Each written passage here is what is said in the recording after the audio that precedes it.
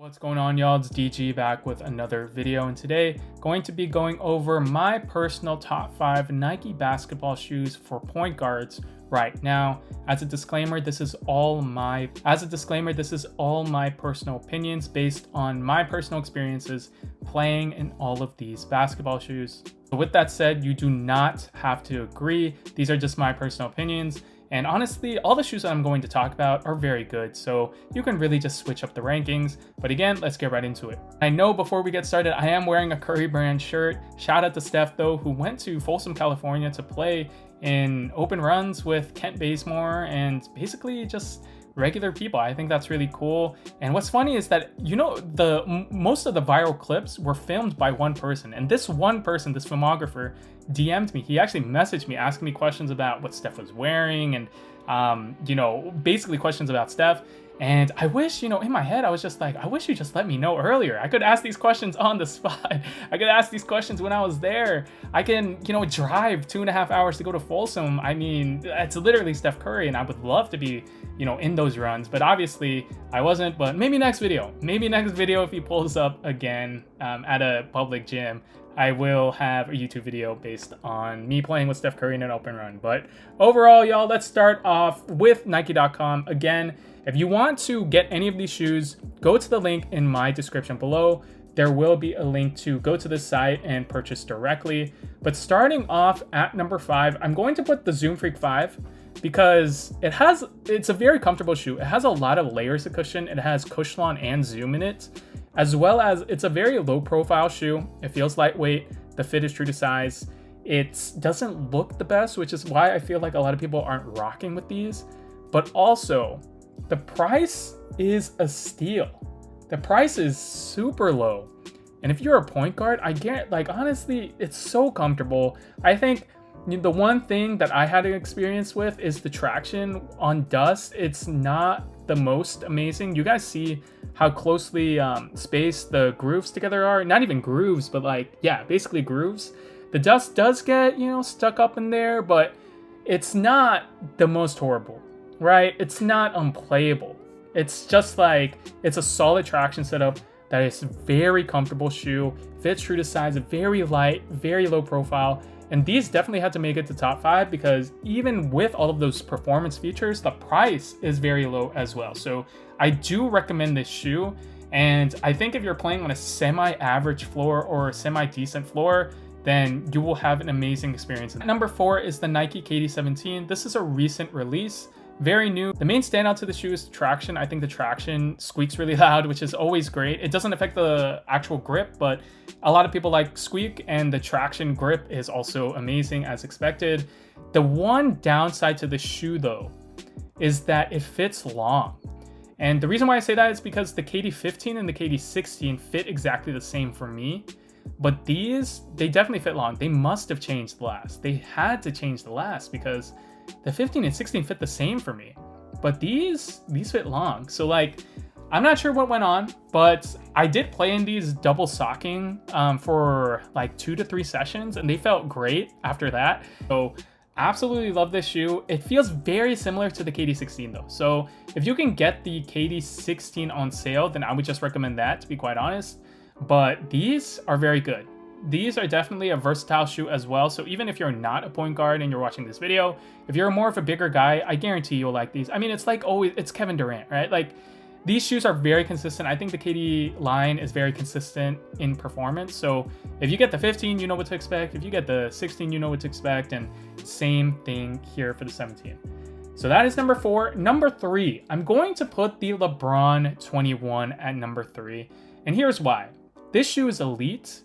But I feel like it's like the KD17, it's more in the line of the KD17, right? Where it's more one size fits all rather than like more optimized for a point guard, if that makes sense. Again, this is like my personal opinion. I'm ranking these shoes based on like a point PG's perspective, like what would, you know, kids at the gym wear, and like what would high school, you know, players wear, or like a college athlete or something like that, right? And I feel like the LeBron 21 is 110% an elite shoe all around. Traction, cushion, fit is much better than the LeBron 20. It has better lockdown as well. but I feel like the other two shoes on the list are more lightweight. They play lighter, which is very important for a point guard. So this shoe is amazing. You can honestly interchange the top three. So let's just go to number 2. I'll put the Sabrina 1 here.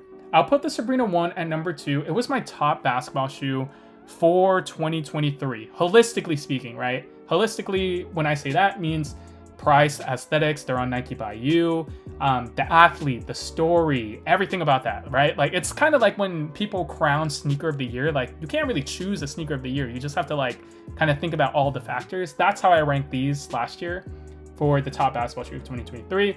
But with that said, as a point guard, these feel lightweight, these have great traction, these are very low profile, and they feel comfortable, right? That's pretty much it in a nutshell. It is basically a budget Kobe 5. And low-key, the Kobe 4 Pro looks amazing, but like, they gotta put some cushion in the forefoot, man. So like, these are low-key comparable to the Kobe 4, right? Like, you don't need to spend $400 on a Kobe 4. You can just get these, and you should be completely fine. So absolutely love the Sabrina 1, and I definitely recommend, go to the link in my description below and make a Nike ID colorway before they take it off. I need to follow my own advice. and do that. And order another set of the What the Sabrinas. At number one is the Nike GT Cut 3. Again, this is my personal list, but the reason why I put it at number 1 is because the traction is very good and it is such a lightweight shoe, in my opinion. It plays really light. I don't know how much they weigh. I don't really do that, but it plays very light and the cushion really helps with that, right? The differentiating factor between the top 3 and the GT Cut 3 at number 1 is the cushion. The Zoom X foam in here is very light and somewhat bouncy. I'm not gonna say it's like the bounciest shoe in the world because it definitely isn't. But if you're a point guard who needs like ultra response, as well as some kick to it, as well as some bounce, I really recommend this shoe. The downsides to this shoe is that it doesn't fit as well as the GT Cut 1. The GT Cut 1 fits like a Kobe 5, and it's easily one of the best Nike basketball performance models that the brand has ever released. But the GT Cut 3, it has a little bit more room in the toe box, or volume, I would say. And it's good for wide footers in that way, where there's a little bit more room for your toes. But overall, with that said, the cushion is definitely the differentiator in these because it's so lightweight. The cushion just feels a little bit more bouncy, right? This Zoom X foam is the first time we're ever seeing it in a basketball shoe, and honestly, it feels great.